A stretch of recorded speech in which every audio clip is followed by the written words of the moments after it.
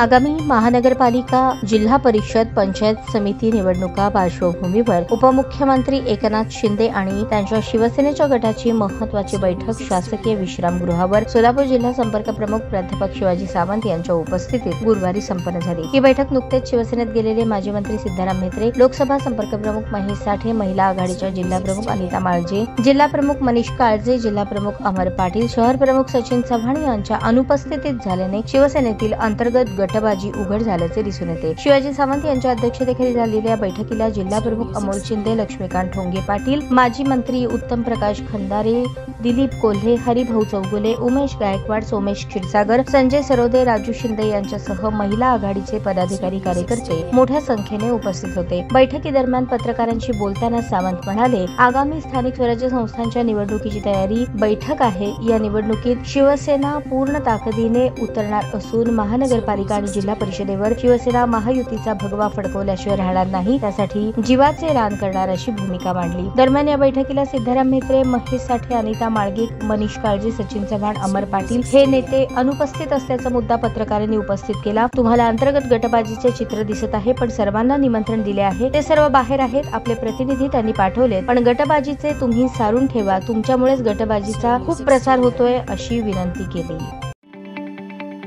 ताज्या बातम्या पाहण्यासाठी प्राईम महाराष्ट्र न्यूज चॅनलला सबस्क्राईब करा।